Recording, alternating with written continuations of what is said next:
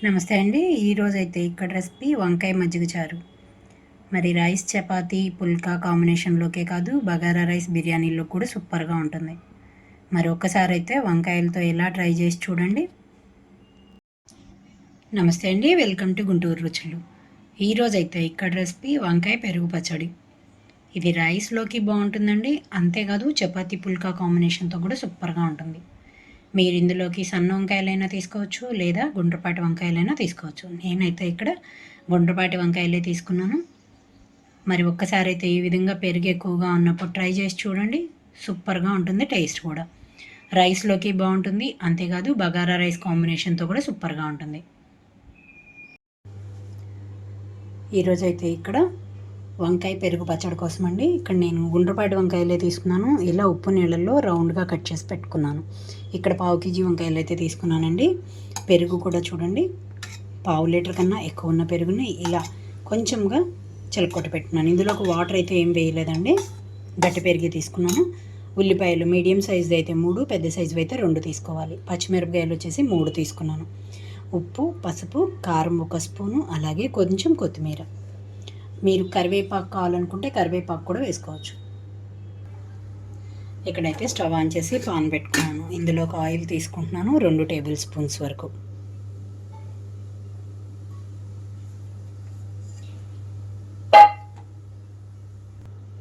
Oil అంతా heat అయిన తర్వాత తాలింపు గింజలు అలాగే ఎండుమిరపకాయ ముక్కలు కూడా వేసుకున్నాను.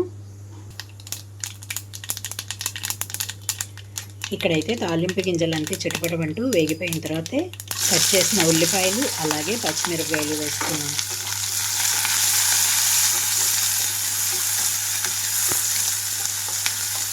రెండు నిమిషాల పాటు వేయించుకుంటున్నాను. మరీ వేగిపోవసరం లేదు, కొంచెంగా సాఫ్ట్ కలర్కి రావాలి.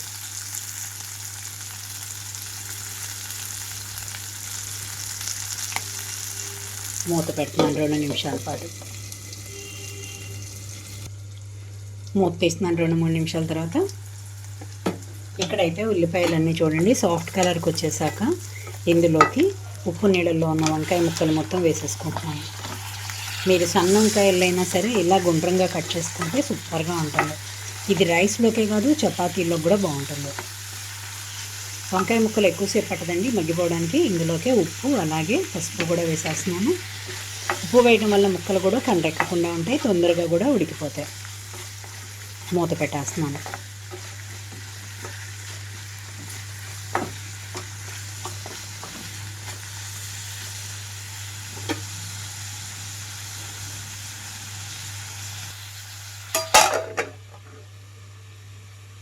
ఇక్కడ 3 నిమిషాల పాటు ఇలాగే లో ఫ్లేమ్లో నుంచి మీడియం ఫ్లేమ్లోకి టర్న్ చేసి ఉంచుతున్నాను. ఇక్కడైతే మూత తీస్తున్నాను. చూడండి వంకాయ ఎంత సాఫ్ట్గా అయిపోయింది తెలుస్తుంది కదా మనకి. ఇప్పుడు ఇందులోనే కారం కూడా వేసేసి ఇంకొక 2 నిమిషాల పాటు ఉంచుతున్నాను. పచ్చిమిరపకాయలు ఎక్కువ వేసుకుంటే మీకు కారం అయితే అవసరం లేదండి. పచ్చిమిరపకాయలు తగ్గించి వేసుకుంటే కారం మాత్రం వేసుకోవచ్చు. నేను అలా అని ఎక్కువగా వేయలేదు, 1/2 స్పూన్ వరకు మాత్రమే వేసాను. కానీ కారం వేస్తేనే టేస్ట్ సూపర్గా ఉంటుంది. చూడండి వంకాయ అంతా మెత్తగైపోయింది. ఇంకొక 2 నిమిషాల పాటు ఇలా ఉంచేస్తున్నాను.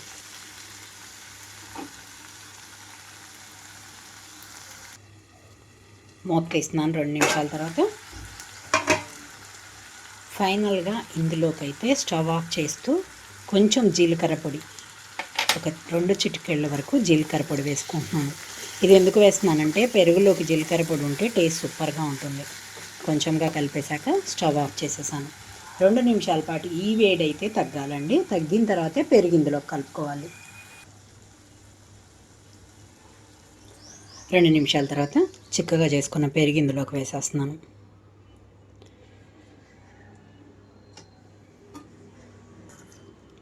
కలుపుతున్నాను.